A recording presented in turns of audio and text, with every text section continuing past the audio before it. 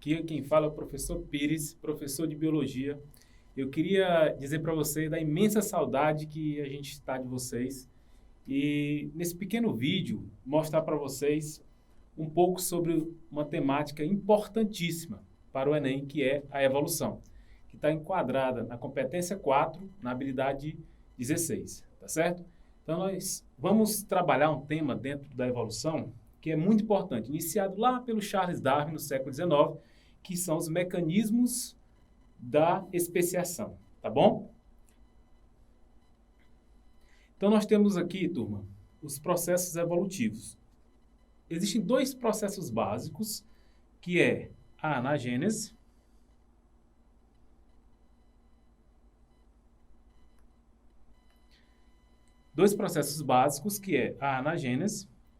e a cladogênese. Observe o seguinte, o que é anagênese? É o conjunto de modificações, alterações, que os seres sofrem ao longo do tempo. Que modificações são essas, Pires? Nós temos mutação, recombinação genética, o fluxo gênico que interfere, nós temos a seleção natural e a deriva genética, ok? Então, ao longo do tempo, observe que a palavra anagênese significa para cima. Tudo o que acontece, observe esse cladograma, em que aparece aqui, nós temos a raiz do cladograma, no tempo inicial, e aqui vocês vão observar o tempo final em que aparecem os clados, os grupos. Então, partindo do tempo inicial para o tempo final, nós teremos essas modificações. Essas modificações elas vão se acumulando ao longo do tempo. E o que é, Pires? A cladogênese. Observe, turma, o termo clado significa separar. Ramo, no caso, tá? Então, que ramos são esses? Esses ramos que se formam aqui, ó. Como vocês podem observar, toda vez que houver um evento cladogenético, uma população ou um clado será dividido. Esse evento cladogenético pode ser, por exemplo, o isolamento geográfico, ou ele pode ser o surgimento de uma mutação, por exemplo, tá? Uma mutação a nível que é capaz digamos assim, de ramificar em gêneros diferentes, em espécies diferentes. É por isso que aquelas modificações que acontecem na anagênese, nós chamamos de microevolução. Acontece dentro das populações, dentro da espécie. E aquelas que ocorrem para gerar uma ruptura na coesão inicial das populações, gerando espécies, acima de espécies, gêneros, nós chamamos de cladogênese, tá? Que é a macroevolução. Olha essa outra imagem aqui, nós temos aqui também a anagênese, ó, ao longo do tempo, e os processos, aqui no caso representando barreira geográfica, que seria a cladogênese. Então, a cladogênese inicial e posteriormente a anagênese, ou seja, há uma separação, em seguida existem as modificações. Essas modificações, elas vão, ao longo do tempo, transformar as espécies em raças diferentes, porque, como há uma barreira geográfica, é possível que os ambientes se tornem diferentes, os microambientes se tornem diferentes, tá certo? Para dar continuidade, vamos falar do conceito de espécie. O conceito de espécie, ele, desde o tempo de Linneu, todos já sabem de aulas anteriores, que o Linneu foi responsável por criar um sistema de classificação no século ainda XVIII, que ainda hoje é usado como base para o sistema atual, tá certo? Que é o sistema binomial de classificação. Àquela época, o conceito que se tinha de espécie era o conceito conhecido como conceito tipológico. O que é um conceito tipológico, Pires? Segundo esse conceito, uma espécie seria um grupo de indivíduos, uma população ou várias populações que apresentassem características típicas, distinguíveis de outros grupos, tá?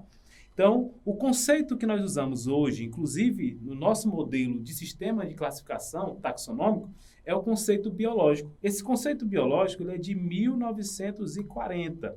Ele foi proposto por um biólogo evolucionista chamado Ernest Mayr, tá? O Ernest Mayr, então, ele utilizou o que nós chamamos de isolamento reprodutivo. Ele usou um conceito baseado no isolamento reprodutivo. Então, esse conceito diz que espécie é um grupo de populações semelhantes, potencialmente capazes de cruzar entre si em condições naturais, gerando descendência fértil. Observe que ele usa potencialmente capazes, porque podem viver em ambientes diferentes, mas têm a potencialidade de cruzar, tá? E que estão isolados reprodutivamente. Então, o conceito de MAI é baseado no isolamento reprodutivo. Esse conceito tem digamos assim, alguns problemas. Como você pode ver aqui, seres assexuados, que não vão cruzar, como é o caso de bactérias. A hibridização interespecífica, em alguns casos, há essa hibridização entre espécies diferentes, que pode gerar um indivíduo fértil. E os seres extintos, ou seja, os fósseis, não tem como cruzar, tá? Então, esse conceito tem suas limitações. Para melhorar esse conceito, em 1981, o próprio MAI introduziu o termo nicho ecológico, ou seja, ele criou um conceito que seria um conceito ecológico de espécie, adicionando ao isolamento reprodutivo o termo nicho ecológico, que ficaria seres que têm toda essa capacidade, que geram descendência fértil e que ocupam o mesmo nicho ecológico, têm o mesmo comportamento, tá bom? E o que seria, Pires, o conceito filogenético de espécie? Esse conceito ele é mais atual. Seria o quê? Seria o grupo que é considerado monofilético, representado por todos os descendentes de um mesmo ancestral, sendo este o menor grupo reconhecível, que apresenta características que você não encontra em outros grupos, como, por exemplo, as apomorfias, ou seja, aquilo que é exclusivo daquele grupo. Tá? Então, o que é um grupo monofilético? É aquele que tem todos os descendentes e o mesmo ancestral comum, reúne todos eles junto com o ancestral, e que, no caso da espécie, seria o menor grupo reconhecível, tá bom? Aí, antes de passar para tipo de especiação, lembrando que a espécie, turma, ela é a unidade ecológica, ela é a unidade evolutiva, ela é a unidade genética e é a unidade reprodutiva, tá bom? Então, tipos de especiação. Nós temos 3 tipos reconhecíveis, básicos de especiação. Esses 3 tipos básicos, eles são baseados, por exemplo, no isolamento geográfico. Nós temos o tipo alopátrico, que é aquele que ocorre um isolamento inicial, chamado de isolamento geográfico. Nós temos o simpátrico, que é aquele que ocorre sem isolamento geográfico. E o parapátrico, que é um tipo que também não há um isolamento geográfico. Existe um fluxo contínuo entre as populações, tá bom? O importante, turma, é que nos 3 casos, todos eles deverão terminar com isolamento reprodutivo, ou seja, não importa como iniciou a especiação, tá? O importante é que, ao final disso, não haverá mais fluxo gênico entre as populações. Assim encerra a especiação. Então, ela pode iniciar tanto com isolamento geográfico, como sem isolamento geográfico, mas no final disso tem que ter isolamento reprodutivo, tá bom? Então, o que é especiação alopátrica? É aquela que tem separação geográfica. Pode ser um rio que separou as populações, pode ser um cânion, pode ser um pássaro que pegou as sementes, levou para uma ilha, tá? Ela é dividida em 2 grupos, dicopátrica e peripátrica. O termo dicopátrico significa 2 pátrias diferentes, ou seja, são 2 locais realmente bem separados. Tá? Então, a dicopátrica, você tem uma separação entre as populações bem fácil de perceber, por um rio, por exemplo. Na peri quer dizer ao redor, próximo. Então, seria mais ou menos aqui as populações, tá? Vivendo em microambientes diferentes, mais separados aqui, ó, tá? Como é o caso, por exemplo, de um continente e uma ilha próxima, que eles têm uma separação, mas não é uma separação tão grande, tá? Na simpátrica, o termo sim no grego, assim como alo quer dizer separado, sim quer dizer junto. Então, sem isolamento geográfico, portanto, juntos, né? Então, a simpatria, ela pode ocorrer, por exemplo, por alguns mecanismos, como é o caso da hibridação, a hibridação entre espécies diferentes que podem gerar um híbrido. Geralmente, os híbridos são estéreis e se reproduzem, quando se reproduzem, assexuadamente, tá? Mas nós temos, por exemplo, a possibilidade de poliploidia, que a gente vai ver já já, que é a formação de indivíduos poliploides que são férteis. Pires, a partir da hibridação, como é que um indivíduo fica fértil? O que pode acontecer é que os conjuntos de cromossomos que esse indivíduo híbrido receba sejam conjuntos homólogos, ou seja, que todos os pares sejam homólogos. Então, esse indivíduo ele poderá se reproduzir, tá? Por exemplo, por um mecanismo de autofecundação, dependendo da espécie.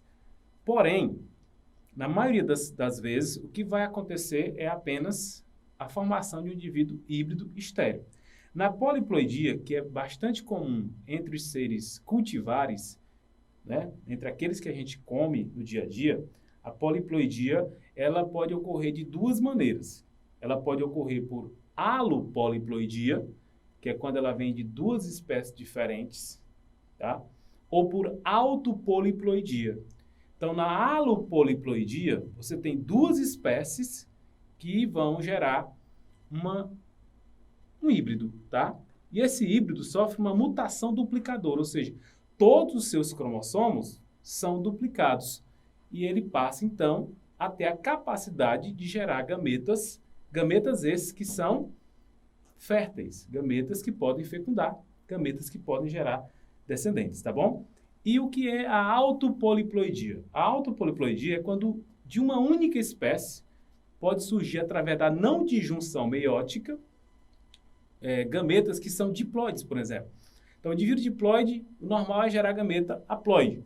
Porém, em alguns casos, por não disjunção meiótica, gera-se gametas diploide. Um gameta diploide, por acaso encontrar um outro diploide, também de uma não disjunção meiótica correta, ele pode gerar um indivíduo tetraploide. Esse indivíduo tetraploide só poderá reproduzir com indivíduos tetraploides, ou seja, passa ali a ter uma nova espécie. Você tem um indivíduo que é diploide e tem um indivíduo agora que é tetraploide, ou seja, você tem duas espécies diferentes. Por que, Pires? Porque se tu pegar o gameta que tem metade de cromossomo de um indivíduo tetraploide com um indivíduo que tem metade de cromossomo de um diploide, você vai ter um indivíduo que triploide. Esse indivíduo triploide não tem homologia cromossômica. Sem a homologia cromossômica, ele vai ser um indivíduo estéril, tá? Como, por exemplo, você pode encontrar um híbrido fácil, assim, é a laranja da Bahia, que ela é um híbrido estéril, só se reproduz se for assexuadamente. Então, ela não tem homologia cromossômica, tá bom?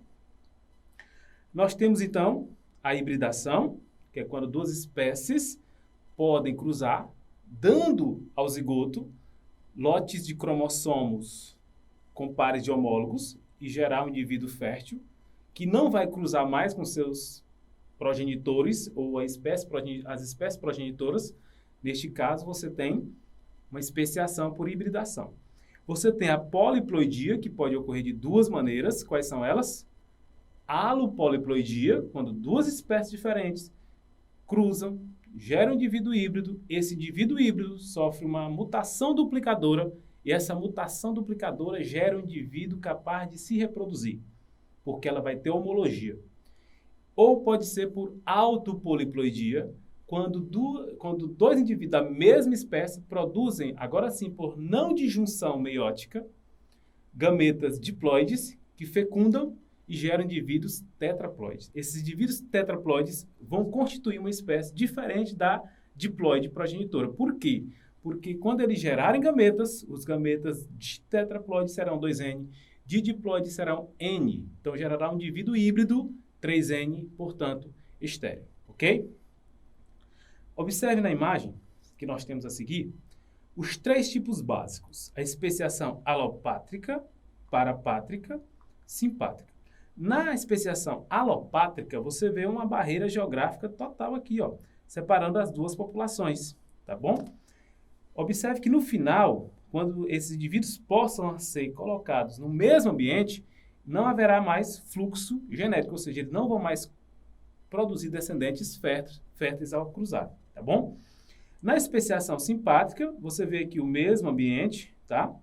E observe que tem aqui, ó, um fluxo contínuo de indivíduos. Aqui pode ser uma mesma espécie vivendo aqui, ó, tá? Nessa região, em que aqui apresenta um grupo, uma variedade, aqui apresenta uma outra variedade, aqui apresenta uma outra variedade. Ou seja, 3 variedades da mesma espécie que passam a cruzar entre si, tá bom? De maneira que é possível, ao longo do tempo, isso, principalmente com a ajuda da deriva genética.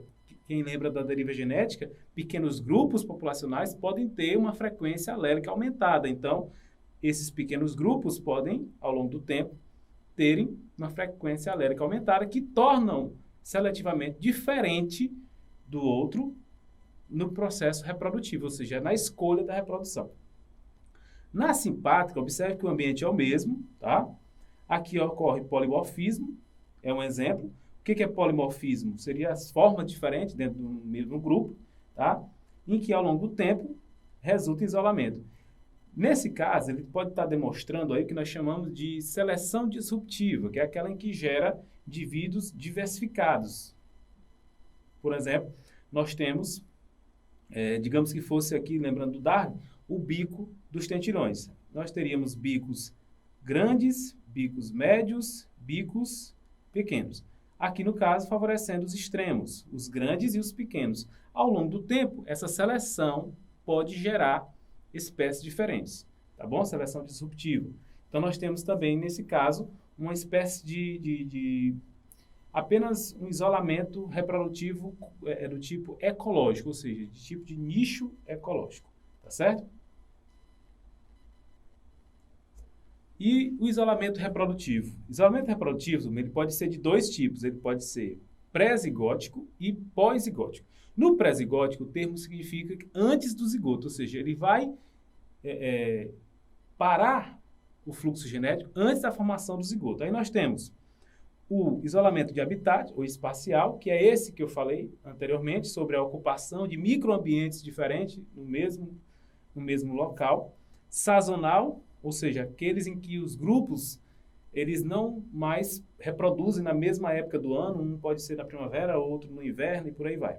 Mecânico, que é uma incompatibilidade de tamanho, por exemplo, de posição de órgãos sexuais. Gamético, o gameta de um indivíduo não é viável no órgão copulador do outro, por exemplo. Etológico ou comportamental, que nesse caso você tem o comportamento, a corte de um grupo não atrai, por exemplo, a fêmea do outro, ou o canto, por exemplo. E o pós-zigótico. O que é o isolamento, o mecanismo pós-zigótico de isolamento reprodutivo? É que é aquele que tem a fecundação, forma-se o zigoto, mas o zigoto pode ser inviável, ele pode não crescer, o embrião pode morrer, ou ele não reproduz, ou se reproduzir, em alguns casos é possível, teria capacidade de reproduzir, mas às vezes falta, por exemplo, o macho. Aqui nós temos 2 exemplos, a inviabilidade do híbrido e a esterilidade do híbrido. Como acontece aqui, você tem um jumento, uma égua, né, e um burro. O burro é filho do jumento com a égua. Também poderia haver o contrário, que seria o cavalo com a jumenta, para descontar, né? Aí ele geraria um bardoto, mas não é tão comum, tá bom? Galerinha, um abraço. Seu professor Brad Pires.